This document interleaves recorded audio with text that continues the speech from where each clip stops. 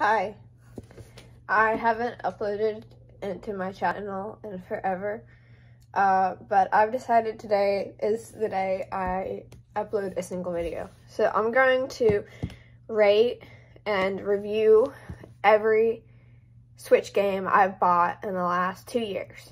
So I got my Switch. I have the normal one, not the light, the one where you can take the things off. For 2 years. I got it for my birthday.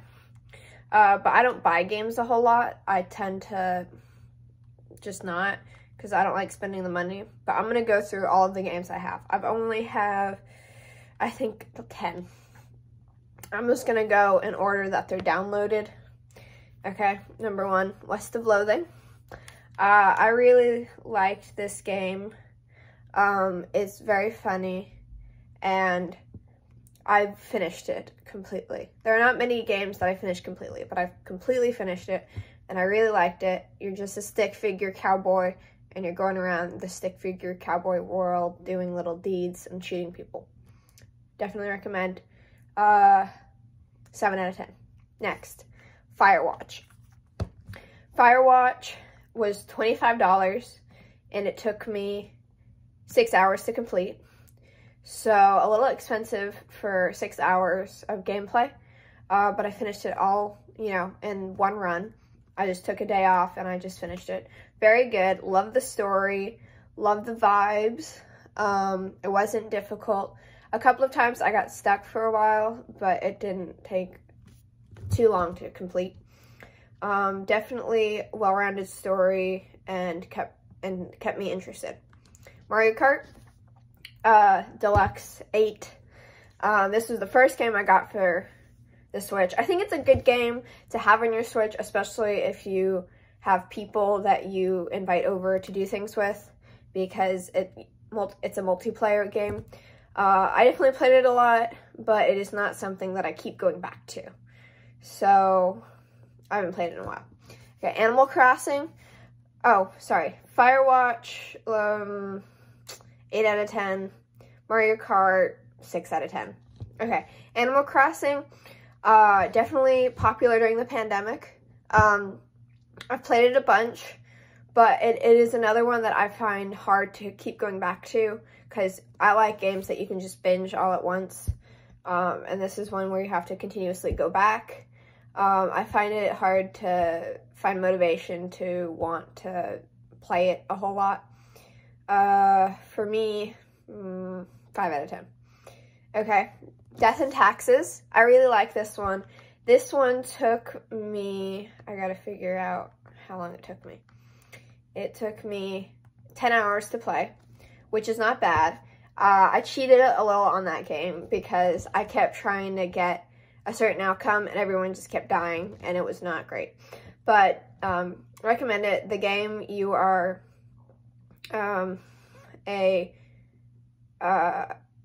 you get to decide who lives and dies, and you can either listen to fate, who's going to tell you to kill a certain amount of people with professions or ages or different criteria, or you can do your own thing. And I like how there are like 6 different endings to the game, so depending on what you do, that changes. Okay, Undertale. This is another super popular one. This took me 5 hours to finish. It was not one I played all at once. I played most of it, and then I got to the boss, and I was having trouble with the boss, but eventually I overcame it. I like it. I love the theme behind it of good and evil and how that plays a role. Obviously the music is great. It's a very funny game. Would recommend. It's just a normal RPG. Okay, next, Slime Rancher. Undertale, 7 or 8. Yeah, because I did play it for 10 hours, but it was like $20. Okay, Slime Rancher, this was another, these are all mostly $20, except Animal Crossing and Mario Kart were like $60. Slime Rancher, I liked enough. I watched Jacksepticeye play, and so that's what got me to buy it. But it is another one like Animal Crossing where I find it hard to go back to because it is just you're just doing activities, like mindless activities, which is not, it's a good cozy game if you like those.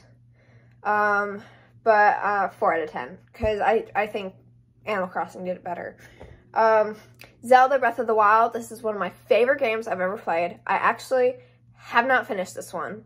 I finished Undertale, Death and Taxes, Firewatch, and West of Loathing, but I did not finish Zelda because I leveled up to a point where I still needed the motorcycle and the Master Sword, and I just have anxiety, so I didn't want to do the final, I didn't want to do Ganon, but I did get all of the Divine Beasts, and I have like a bunch of hearts and stuff. I just, it just scares me. Like, I can't do it. It freaks me out too much. Eventually I'll do it, and I'm very excited for the new one to come out. So 9 out of 10. Untitled Goose Game. This is similar to Mario Kart in that I think it's a good multiplayer game, but it's not something that I will play on my own. So both Mario Kart and Untitled Goose Game, I play with people, but I don't play alone, generally.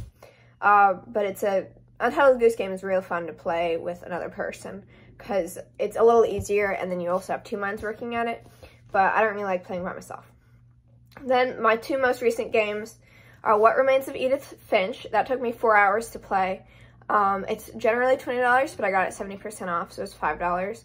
It is 100% worth $5. I don't know about $20 because it only took me 4 hours. I really liked the story. I really liked the gameplay. The graphics were great.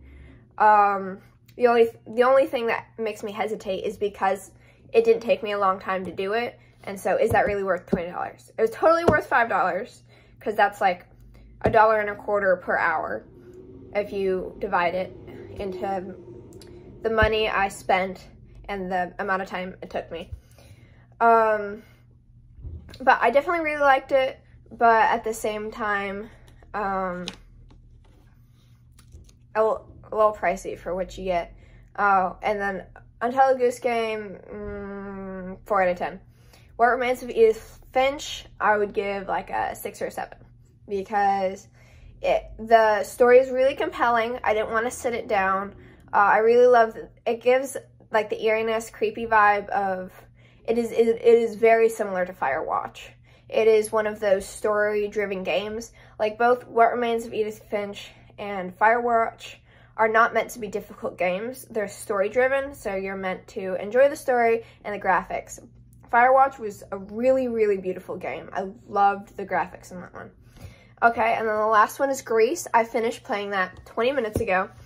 I am not sure how long I spent on it, but I've played it continuously from yesterday to today.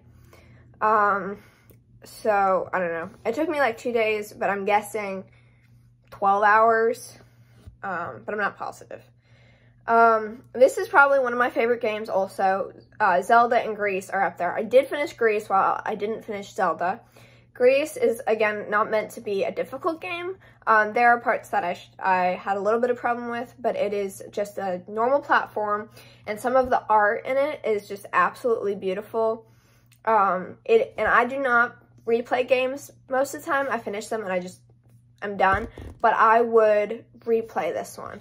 So I liked it so much that I took screenshots of it. But this is about a woman going through the 7 stages of grief.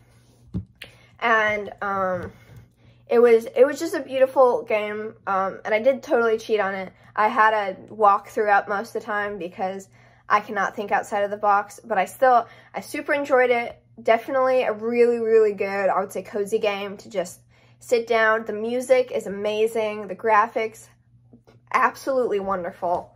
I really liked it. So I would give that one a 9 out of 10 too. So that was my fast review of all the games that I've played. If you want to let me know what games I should play, let me know. And soon I am going to get the new Disney game. But that's all. Thank you for watching.